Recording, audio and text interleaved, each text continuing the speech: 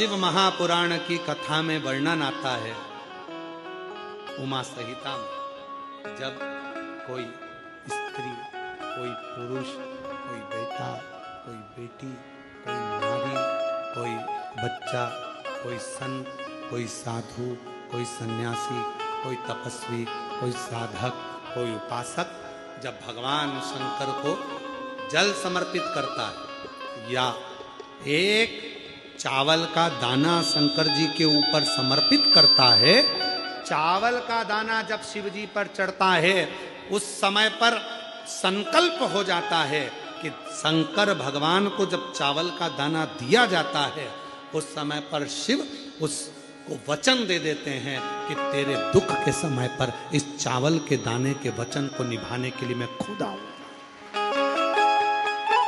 अब इसका प्रमाण कहां मिलेगा कि चावल के दाने में ऐसा क्या होता है कि भगवान को वचन देने के निभाने के लिए आना पड़ता है? तो श्रीमद् भागवत कथा, श्रीमद् भागवत किस किसने सुनी है? हाथ उठाओ जरा, भागवत जी किस किसने सुनी है? सबने सुनी है। श्रीमद् भागवत कथा में सुदामा जी के चरित्र का स्मरण करिए। क्या ले गए थे सुदामा जी भगवान कृष्ण के पास में? तंदूल, चावल।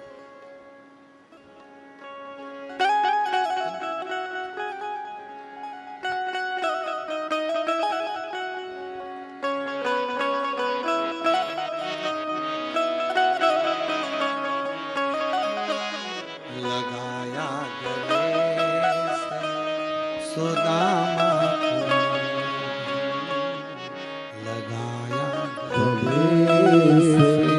सुदामा को मोहन हुआ रुक्मणी को बड़ा ही अचंबा, हुआ रुक्मणी को बड़ा ही अचंबा। ये मेहमान कैसा अजीबा गया है, मेहमान कैसा अजीबा गया। क्या लेकर गए थे? तंदूल। नहीं था खुद के घर में, पड़ोसी से मांग कर सुशीला ने अपने साड़ी के पल्लू में तंदूल को रखा।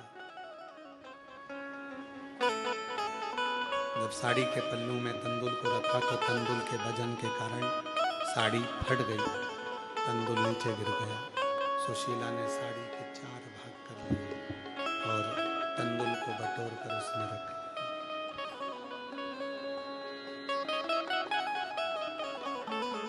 बटोर कर उसमें रखा, लेकर सुदामा जी को दिया। सुदामा जी ने बाजू में दबाया, लेकर चल दिया।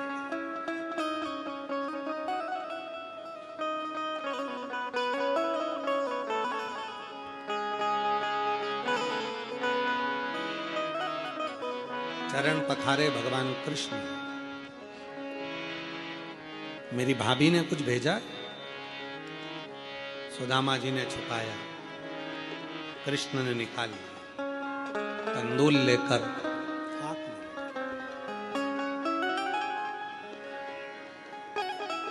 तीन लोक का राज्य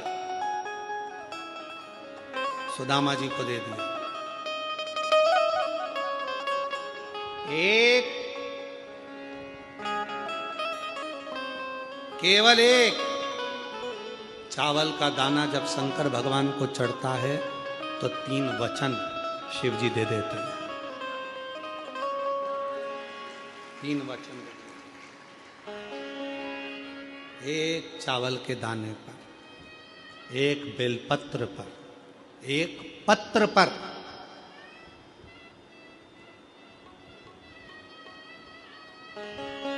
एक चावल के दाने पर 3 वचन मिल जाते हैं।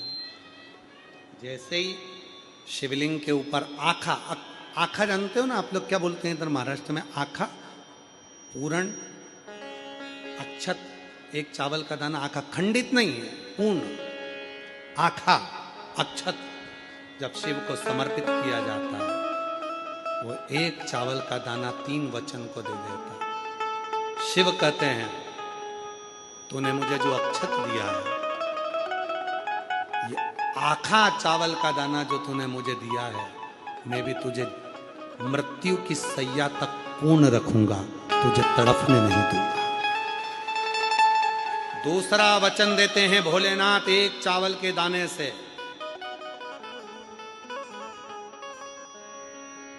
दुनिया में केवल एक अन्न है, चावल, जो कभी वापिस चावल से पैदा नहीं होता। गेहूं गेहूं से पैदा होगा, चना चने से पैदा होगा, सोयाबीन सोयाबीन से पैदा होगा, पर केवल एक चावल ऐसा होता है जो चावल से चावल पैदा नहीं होता, उसका रोप लगाना पड़ता है और रोप से वो धान पैदा होती है। तो ये वापिस जन्म नहीं ले सकता, ये पूर्ण हो गया। तो शिव जी दूसरा वचन देते हैं, जिसने मेरे शिवलिंग पर अक्षत चढ़ाया है उसका दूसरा जन्म नहीं होता, वो पूर्ण हो जाता। तो मेरा तीसरा वचन एक चावल के दाने से शिव देते हैं। एक चावल, तूने मुझे अक्षत दिया,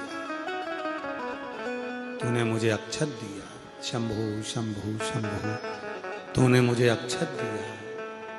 और ये अक्षत जो तूने मुझको दिया है, अक्षत का मतलब होता है कभी क्षय ना हो, समाप्त ना हो। तूने मुझे अक्षत दिया है, तेरे घर का वैभव और तेरे घर का धन कभी समाप्त नहीं होगा, वो पूर्ण ही बना रहेगा।